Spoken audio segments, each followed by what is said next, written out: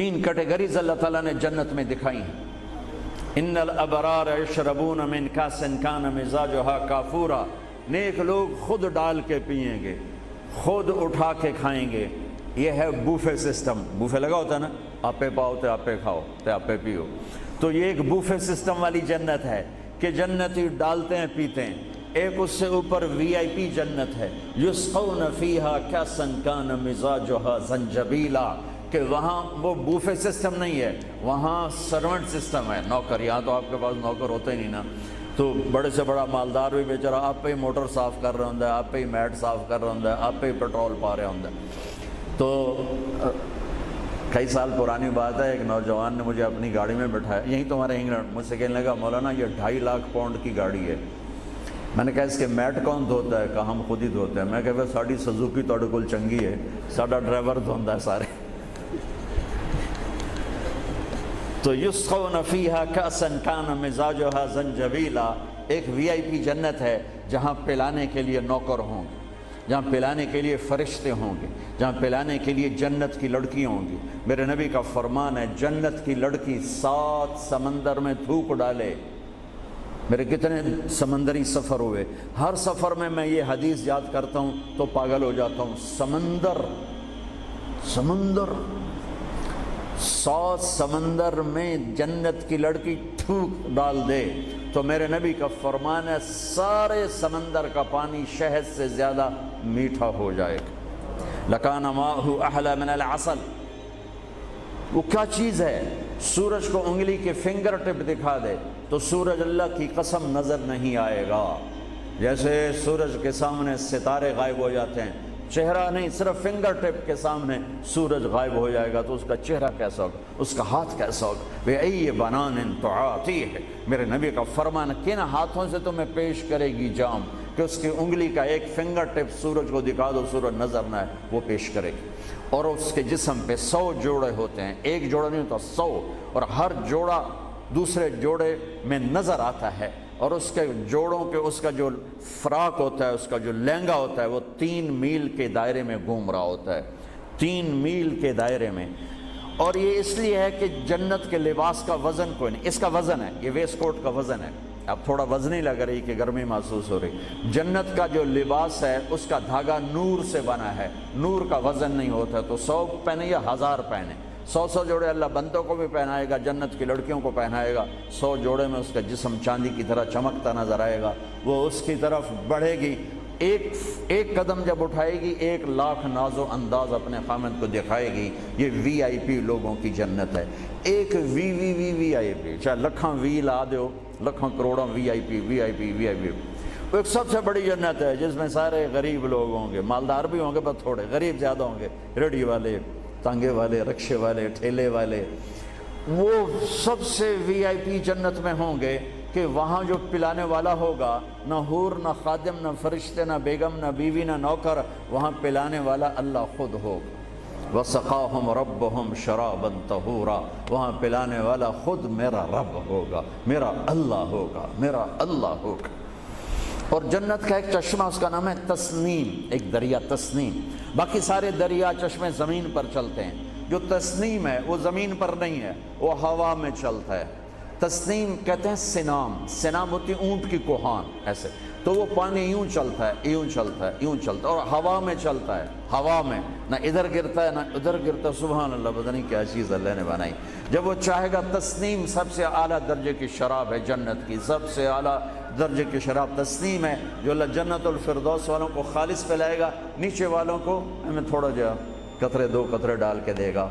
وہ ہوا میں اڑتا ہوا چشمہ ہے، اور ایسا حسین ہے، ایسا وہ دل فریب ہے کہ اس کو بیٹھ کر دیکھنا چاہے گا تو ہزاروں سال دیکھنے میں مست ہو جائے گا، پینا اس کے بعد کی چیز ہے۔ تو میرا رب وہاں خود پلانے والا ہے، میرا رب، میرے نبی پاک صلی اللہ تعالی علیہ وسلم ایک خوبصورت زندگی لے کر آئے، اور جنت کی چابی اس کے ساتھ لے کر آئے کہ اگر دنیا اور آخرت کو جنت بنانا ہے تو میرے نبی کے طریقے پر آ جاؤ۔ پاسپورٹ بن گیا، ویزا لگوا لو، ویزا محمدی سٹیمپ کرواؤ اور سیدھے مرتے ہی جنت میں چلے جاؤ، یہاں بھی مزے وہاں بھی مزے۔ میرے نبی کی زندگی ایک خوبصورت نمونہ ہے. ایک حدیث سنا کے میں بات ختم کرتا ہوں. ایک حدیث آپ آج مجھ سے لے لیں، ساری زندگی خوبصورت ہو جائے گی. صرف ایک حدیث سناؤں گا، ایک، اور پوری زندگی میں رنگ بھر جائے گا، پوری زندگی میں رنگ بھر جائے گا. صرف ایک حدیث. میرے نبی نے فرمایا اربع اذا كانت فيك لا يضرك ما فاتك من الدنيا اربع من كن فيه ما ضره ما فاته من الدنيا.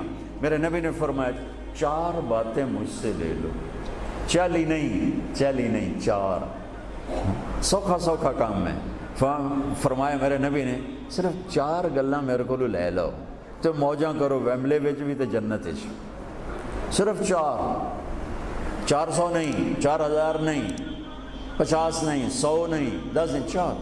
کہا میری امت 4 باتیں مجھ سے لے لو، موج کرو، جہاں مرضی رہو موج کرو، موج ہی موج. کہا یا رسول اللہ، ارشاد فرمائیں. آپ نے فرمایا صدق حدیث، ہمیشہ سچ بولنا، جھوٹ نہ بولنا. ساڑھے تو پہلے تے کلی اڑ گئی نا، وکٹ ہو گئی، کیچ آؤٹ نہیں، وکٹ. میرے نبی نے فرمایا صدق حدیث، سچ بولنا، جھوٹ نہ بولنا. حفظ امانت، کبھی کسی کو دھوکہ نہ دینا، کبھی کسی کے ساتھ 2 نمبری نہ کرنا، ہمیشہ دیانتداری کے ساتھ چلنا، ہمیشہ دیانتداری کے ساتھ چلنا، کسی کو دھوکہ نہ دینا، کسی کے ساتھ فراڈ نہ کرنا. میرے نبی نے فرمایا ایک اور حدیث جو یہ 2 صفتوں کی وضاحت کے لیے، صدق اور امانت، سچائی اور امانت داری. آپ سب ماشاءاللہ جانتے ہیں کہ ہمارے نبی کو کافروں نے جو ٹائٹل دیا وہ صادق اور امین کا دیا. اگر آپ مجھ سے سوال کریں اسلام کو 2 لفظوں میں سمجھاؤ تو میرے پاس جو 2 لفظ ہیں وہ علماء نے بتائے ہیں، سچائی اور امانت داری، دیانتداری. آپ مجھ سے پوچھو سارے کفر کو 2 لفظوں میں بتاؤ، سارے کفر کو 2 لفظوں میں، تو میرے پاس 2 لفظ ہیں جو علماء نے بتائے ہیں، جھوٹ اور فراڈ، جھوٹ اور دھوکے بازی. جھوٹ اور دھوکے بازی ساری دنیا کا کفر اس میں جمع ہے، اور سچائی اور امانت داری ساری دنیا کا اسلام اس میں جمع ہے. میرے نبی نے فرمایا میرا امتی ہر گناہ کر سکتا ہے، 2 کبھی نہیں کرے گا، 2 کبھی نہیں کرے گا. ایک جھوٹ کبھی نہیں بولے گا، ایک دھوکہ کبھی نہیں دے گا. لیکن میں درد سے کہتا ہوں مسلمان نام ہی جھوٹے کا پڑھ کے اور فراڈیائی مسلمان ہے اور جھوٹا ہی مسلمان ہے. جو غیر مسلم ہے اسے جھوٹ سے نفرت ہے. ہم کلمہ پڑھنے والے رج کے ٹکا کے جھوٹ بولتے ہیں، ٹکا کے دھوکہ دیتے ہیں. جسے موت ہے ہی نہیں، جب موت کے بعد کوئی پوچھنے والا نہیں ہے.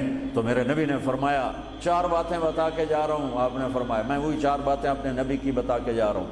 سچائی، امانت داری، جھوٹ نہیں بولنا، دھوکہ نہیں دینا. تیسری بات حسن خلیقت، اپنے اخلاق اچھے رکھو، اپنے اخلاق اچھے رکھو.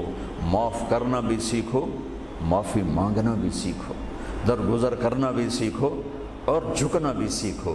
سخاوت سیکھو، محبت سیکھو، دلداری سیکھو، تواضع سیکھو، عاجزی سیکھو، خدمت سیکھو، لوگوں کے سامنے بچھنا جھک جانا سیکھو.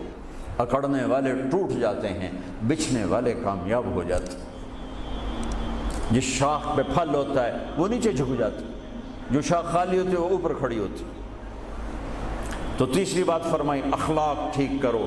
سارے اخلاق کا ایک جملہ بتا دیتا ہوں، سارے اخلاق کا ایک جملہ بتا دیتا ہوں. میرے نبی کا فرمان احسن الی من اساء الیک، جو تمہارے ساتھ برا سلوک کرے تم اس کے ساتھ اچھا کرو.